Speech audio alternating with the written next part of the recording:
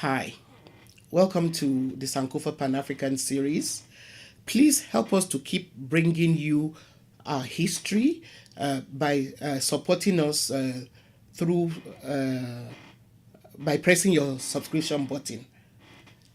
Thank you.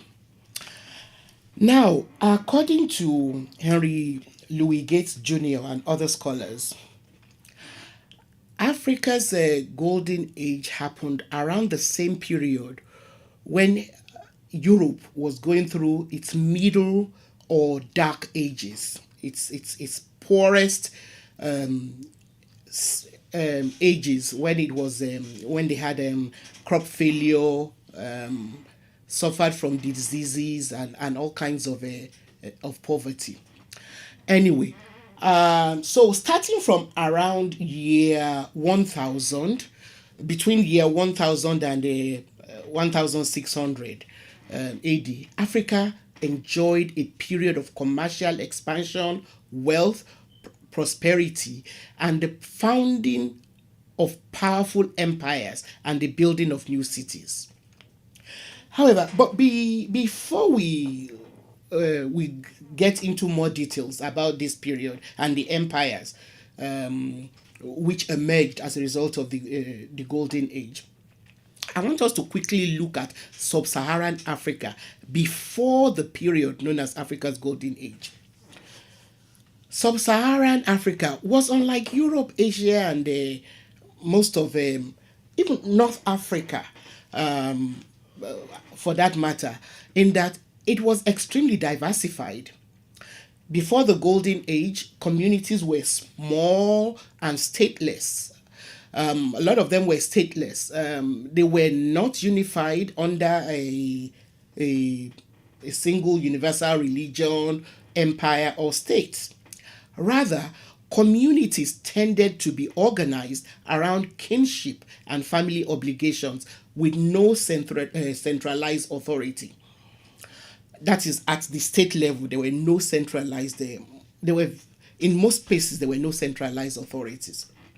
As such, the administration or governing of societies did not take the form of full time occupations that we now know, because communities were small and autonomous. In other words, you didn't have like senators or politicians or people who made their living out of trying to administer communities, because communities were not centralized.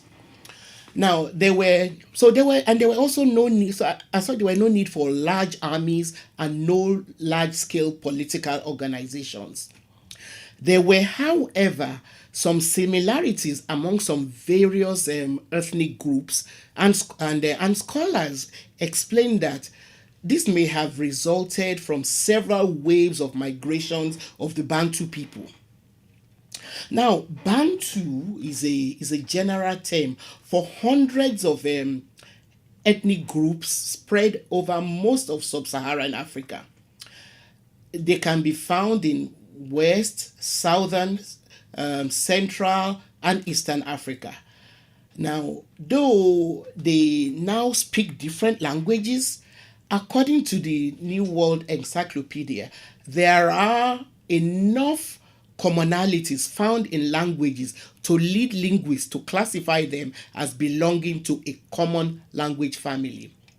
In many cases, they also have underlying customs, and we've actually done an episode on African languages. So please look for it and watch it to get more insight into the various language groups of Africa. And please give us a thumbs up if you like that video.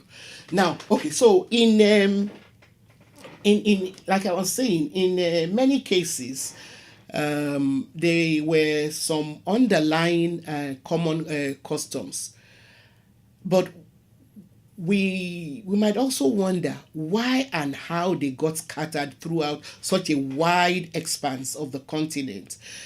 And this has been the focus of a lot of research and theories. However, the jury is still out, on why they spread across such a wide expanse of the continent. Yeah. It is generally believed that the Bantus originated in West Africa, and thousands of years ago, then started spreading. It is believed that before the major, what is called believed to be the major Bantu dispersal, the southern half of the continent was populated by Khoisan speaking people. Now, after the dispersal or the spreading of the highly resourceful and adaptable Bantus, many of the communities of South Africa came under the rule of the Bantu people. They also began to trade. The Bantus also began to trade with Europeans who had more than just trade in mind, as we all know. Now, the Europeans were, of course, more focused on colonizing Africa. They were not only wily, but they had guns, and so they succeeded in forcing the Bantu populations to move wherever, in most of the places where they decided to colonize. Now, the New World Encyclopedia also asserts that although during the transatlantic slave trade, people from all over the coastal regions of West Africa were captured and transported to North America and the Caribbean.